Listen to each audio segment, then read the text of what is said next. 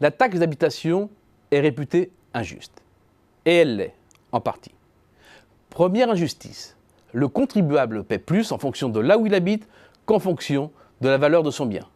C'est mécanique, le taux de la taxe est fixé par les communes et les écarts sont grands car l'équation budgétaire varie beaucoup d'un lieu à l'autre.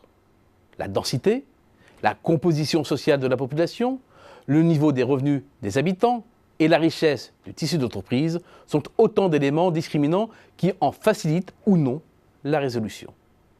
Parmi les villes de plus de 50 000 habitants, Puteaux, Nanterre, Courbevoie et la Garenne-Colombes font ainsi partie des communes dont la taxe d'habitation est la plus faible. 4 villes, situées dans l'ouest parisien, qui ont la chance d'avoir sur leur territoire le quartier d'affaires de la Défense. Paris fait aussi partie de ce lot des villes qui se financent essentiellement grâce aux entreprises, ce qui permet d'alléger la pression sur les ménages. À l'autre bout du spectre, 5 villes affichent un taux de taxe supérieur à 30%. Des villes qui se trouvent toutes dans le même département, le Nord. L'autre grand reproche fait à la taxe d'habitation est sa base, c'est-à-dire la valeur locative des logements, l'équivalent du loyer théorique annuel du bien s'il était mis sur le marché locatif privé. Cette valeur est ensuite diminuée d'abattements et de dégrèvements en fonction du statut du ménage, de sa composition et de ses ressources. Les valeurs locatives tiennent compte aussi de la superficie du logement, son équipement ou encore son état. Le hic, c'est que ces critères établis en fonction des conditions de marché locatif de 1970 n'ont été actualisés qu'en 1980 et à la marge. Si bien que les logements sociaux, construits dans les années 70, avec des éléments de confort modernes pour l'époque, salle de bain, chauffage collectif, etc., ont une valeur locative au mètre carré supérieure à la plupart des logements anciens des centres-villes qui ont, eux, bénéficié, dans les années 80, de grandes vagues de rénovation. Autre souci majeur, la revalorisation des valeurs locatives.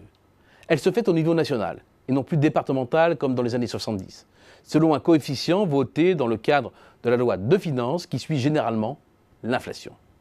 Ce qui pose 2 problèmes. Ce nivellement est injuste. Il ne prend pas en compte l'hétérogénéité des dynamiques locales. Ensuite, la référence à l'inflation sous-estime les évolutions des loyers au niveau national. La taxe d'habitation n'est donc pas exempte de tout reproche, mais la clouer au pilori est aussi excessif. C'est d'abord une source essentielle du financement du secteur communal. Près de 23 milliards d'euros en 2016, soit environ 35% des rentrées fiscales, pour financer les services publics locaux.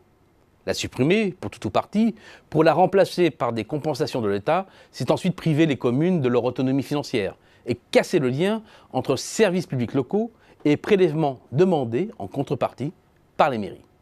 On peut également se demander pourquoi le gouvernement n'a pas choisi de réformer en profondeur la taxe d'habitation et la taxe foncière, pour rendre ces impôts plus efficaces et plus équitables, dans le cadre d'une politique plus vaste visant à recentrer l'impôt sur les bases les moins mobiles.